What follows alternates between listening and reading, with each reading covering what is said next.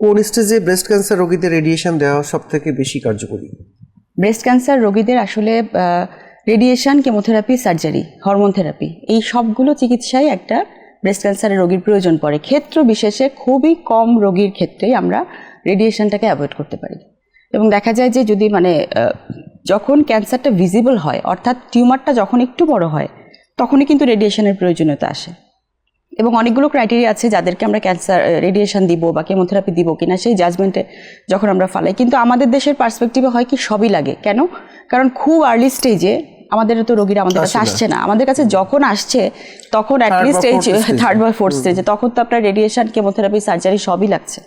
পদ্মা সেতু, metro rail এবং elevated expressway নির্মাণের গর্বিত অংশীদার বসুন্ধরা সিমেন্ট। এই জন্যই আমরা এই সচেতনতাটাকে একটু মাস পপুলার কাছে প্রান্তিক পর্যায়ে নিয়ে যেতে যাচ্ছি, যে যাতে তারা আর্লি ডিটেকশনটা জানো।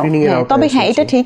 এখানে একটা কথা বলি, গত 5-6 বছর ধরে স্ক্রিনিং প্রোগ্রামটার সাথে আমরা যখন কাজ করি, আমি গত 5-6 বছরের ডাটা যদি বলি, আগের থেকে অনেক বেড়েছে। মানুষের সচেতনতা কিন্তু বেড়েছে। কারণ এখন সোশ্যাল মিডিয়াতে এত ভিডিও, তারপরে কথা বলা হয়, তারপরে অনেকেই অনেক ধরনের অভিজ্ঞতা শেয়ার করেন, বা দেখা যাচ্ছে রোগীরাও কিন্তু অনেক ক্ষেত্রে খুব অ্যাক্টিভ ইনফরমেশনগুলো শেয়ার করার ক্ষেত্রে। এই জিনিসটা কিন্তু আসলে একটা পজিটিভ অ্যাপ্রোচ আমি মনে করি। এবং আমি ব্যক্তিগতভাবে আমি বলবো যে আমি কিন্তু এখন প্রচুর পেশেন্ট পাই শুধুমাত্র স্ক্রিনিং করতে আমার কাছে আসে, যে আমি কি সমস্যা নিয়ে এসেছেন, আমি তো ক্যান্সার বিশেষজ্ঞ, তো এটা আমাদের দেশে তো প্রচলিত না যে আমার কোনো সমস্যা নেই, আমি একটু ডাক্তারের কাছে কি একটু চেক আপ করে আসলাম। সেটা কিন্তু আমরা কেউ করি না, ইভেন আমি নিজেও করি না।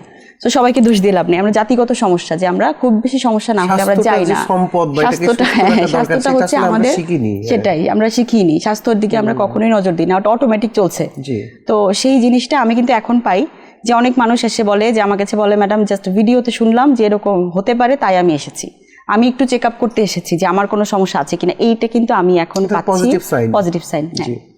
সব রোগীকেই তার রেডিয়েশন নিতে হয় না? না, একদম 100% না।